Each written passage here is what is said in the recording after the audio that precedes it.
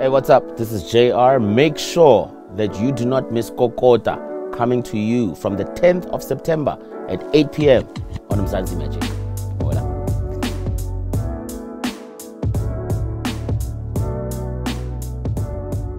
So Kokota is a story it's a come-up story about a young man, Tsepang, who has aspirations of becoming Mzansi's biggest amapiano producer and artist. So throughout his ways, he's trying to find a way into the game.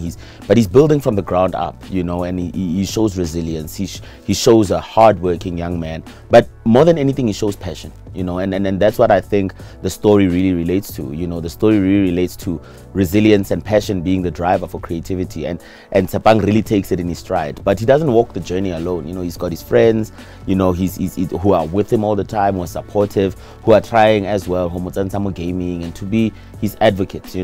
So the story of support also speaks to the parents as well. It speaks to parents and their ability to support and believe in their children, because the new careers, are not the old careers, and that's something that parents will actually take in while they watch Kokota as well, is to believe that we need to also support our young talent, not just to be engineers, but to also support the arts and the creativity, the digital creation, and all the other things that young people want to get into. So from a story perspective, it really speaks to not only the younger generation, but there's a special message in between for the older generation as well.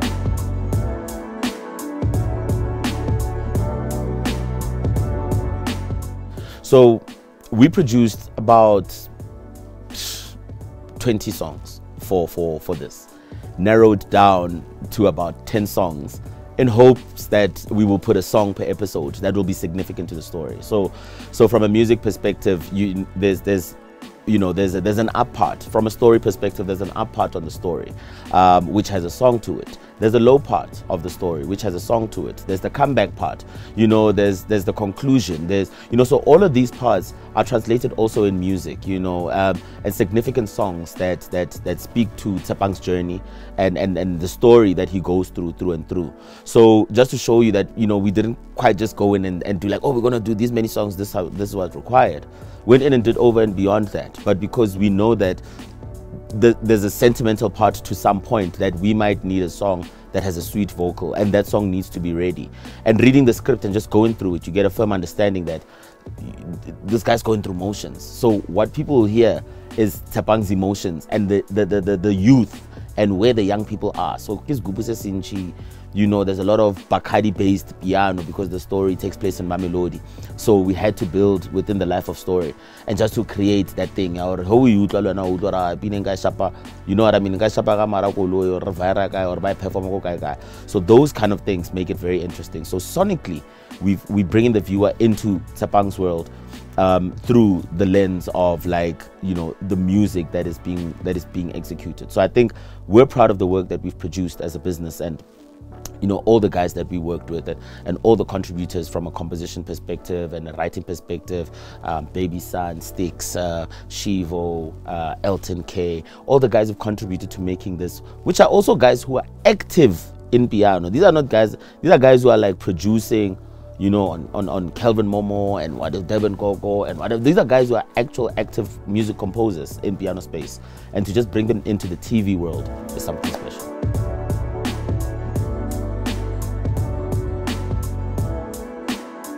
So I had an interaction with the cast. My first interaction was with Tato when we put him in studio, because one of the biggest things for the channel, for Mzansi Magic, was how do we get a guy who is an actor, character ready, to also double as a musician. And it wasn't that hard because he's a lover of music, Tato's a lover of music. But another thing is that he also is someone who wants to push himself and push his boundaries. So coming into the space, bringing him in to record him and actually make him make the music was something that I was excited about. And he really couldn't really hear himself like that. But after mixing and all of those things, he really took to it. He was like a fish in water, just being in and around that. And everybody else who plays like Mindros and all of the other supporting characters in this are also they're young, they're youthful, but also they represent today's young culture. They represent, you know, the hustlers of today. You know, Bazama, you know, I was on set not too long ago and just seeing them interact and how they are and how they push for, you know, the dialogue and how they are. They're eager. And I was saying earlier that, you know, to some other people that hunger, you know, and hard work supersedes talent on any day. And you can see how hungry these young kids are, you know, to make a name for themselves. And the funny fact is, the one boy who's actually one of the leads in the story, I'm friends with his uncle. And I didn't even know that until we were on set. And he was like, yo, JR, Grootman, you're actually friends with Grootman, my uncle Dixie, you know, who's a good friend of mine, you know, from Atteridgeville. And I was like, yeah, you know. But those are the kind of things. And just being able to see this young man, you know, who grew up in front of my eyes in Atteridgeville, really just take this character and run with it, you know, to me it's like quite special.